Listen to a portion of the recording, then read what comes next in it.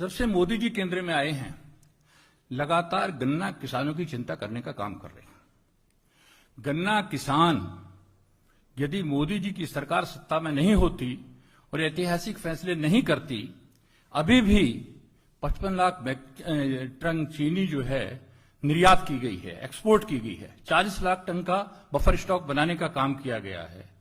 40 lakh matric ton का buffer stock ही नहीं बनाया, मेरे ख्याल से आजादी के बाद का पहला ऐतिहासिक कदम था कि देश के घरेलू बाजार में भी 3100 रुपए क्विंटल से चीनी नीचे नहीं बिकेगी।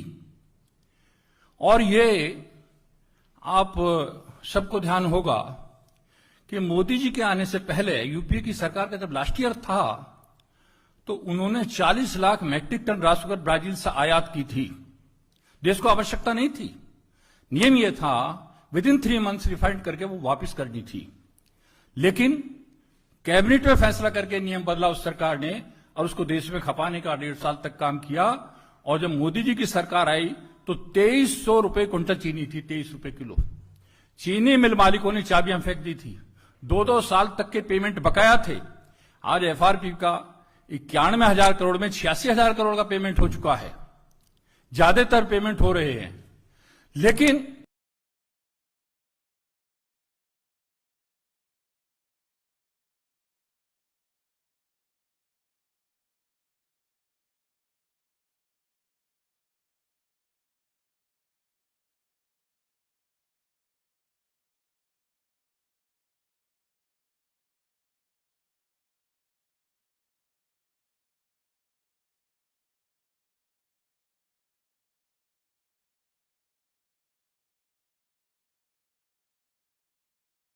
₹23 किलो। चीनी मिल मालिकों ने चाबियां फेंक दी थी। 2-2 साल तक के पेमेंट बकाया थे। आज एफआरपी का 91,000 करोड़ में 86,000 करोड़ का पेमेंट हो चुका है। ज्यादातर पेमेंट हो रहे हैं, लेकिन 13-14 में जब सरकार यूपीए की थी 38 करोड़ लीटर प्रति वर्ष उसका प्रोडक्शन हो रहा था। आज इस साल 400 करोड़ लीटर हो रहा है। गन्ना किसानों का गन्ने के रस से सीधा एथेनॉल बने, इसके लिए प्रधानमंत्री जी ने चीनी मिलों को सॉफ्ट लोन के रूप में 4,500 करोड़ का एक पैकेज देने का काम किया। ज्यादातर चीनी मिलें एथेनॉल बनाने का काम शुरू कर दिए हैं। और पहले एथेनॉल केवल मॉलिसस से बनता था, सीरे से बनता था। अब गन्ने के रस से डायरेक्ट एथेनॉल बनने लगा और लक्ष्य यह है आज करीब 8% से ऊपर एथेनॉल पेट्रोल में मिलने लगा है। प्रधानमंत्री जी का संकल्प है 25 से पहले 20% एथेनॉल पेट्रोल में मिलना शुरू हो जाएगा। जब 20% एथेनॉल पेट्रोल में मिलेगा तो देश के गन्ना किसान का यदि 450 रुपए भी रेट होगा तब भी गन्ना ढूंढा नहीं मिलेगा।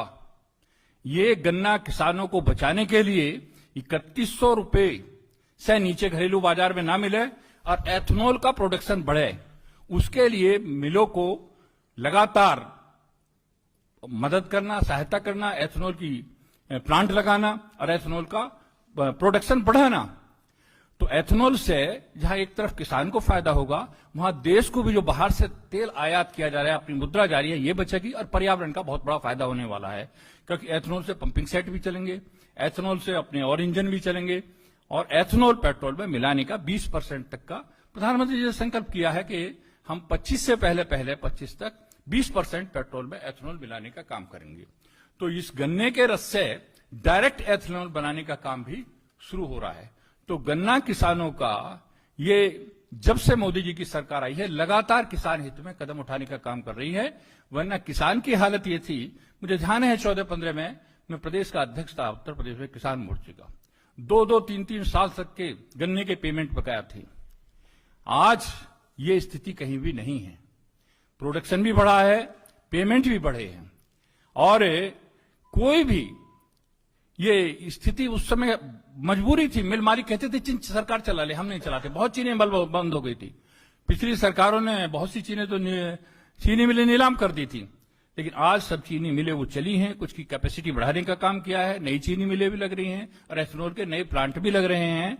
तो इससे गन्ना किसान को बहुत बड़ा लाभ होने वाला है। मैं प्रधानमंत्री जी को, केंद्र की सरकार को बहुत धन्यवाद देना चाहता हूं, बधाई देना चाहता हूं। उन्होंने किसान हित में बहुत बड़ा कदम उठाने का काम किया है, क्योंकि एक तरफ लागत जो बढ़ रही थी, जैसे फर्टिलाइजर्स पे 140% बढ़ा, नॉन यूरिया जितने फर्टिलाइजर्स थे, केमिकल फर्टिलाइजर्स, उस पर 1200 रुपए की सब्सिडी देने का काम किया डीएपी पर, जो 2400 रुपए रेट उसका इंटरनेशनल मार्केट में है, 1200 रुपए केंद्र दे रहा है, लेकिन किसान का 1 रुपया भी नहीं बढ़ा।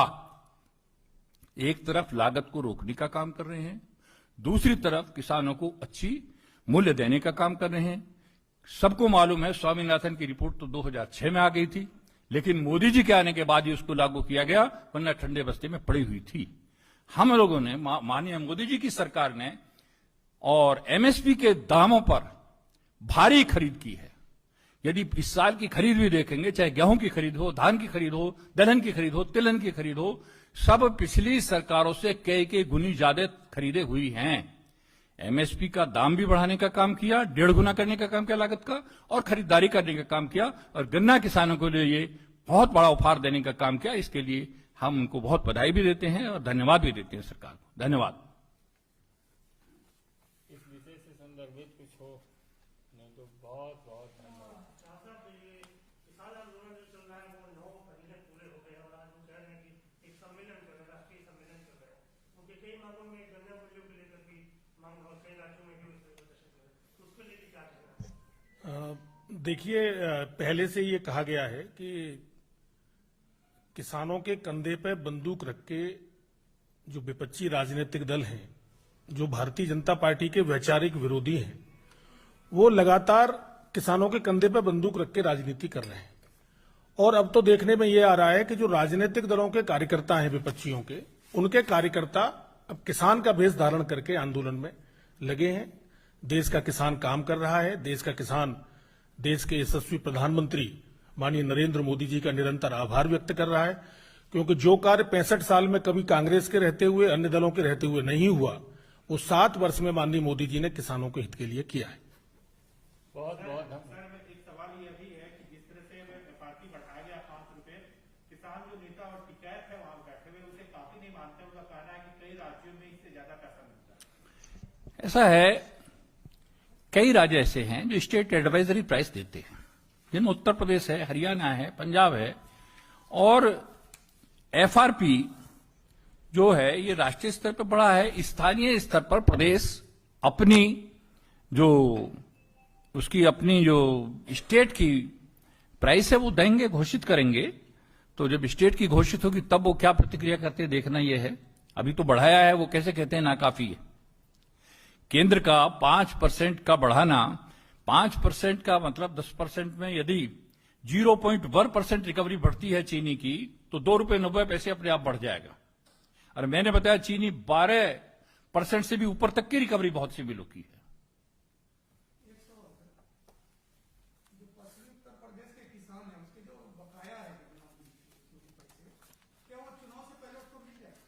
पश्चिमी उत्तर प्रदेश की ही बात नहीं कर रहा, मैं उत्तर प्रदेश की सारे की बात करता हूं। उत्तर प्रदेश में 85% चीनी मिलों पेमेंट कर चुकी है। एक भी चीनी मिल ऐसी नहीं मिलेगी जिसका पिछले साल का बकाया हो। हां, 3 ग्रुप ऐसे हैं, मुझे नाम लेने में भी कोई संकोच नहीं है। बजाज ग्रुप है, मोदी ग्रुप है। हमें आशा है जो बकाया बचा है कुछ चीनी मिलों का, उन पर सरकार दबाव बना रही है और उनका पेमेंट समय अब हो जाएगा, ऐसी हमें उम्मीद है। बहुत बहुत धन्यवाद।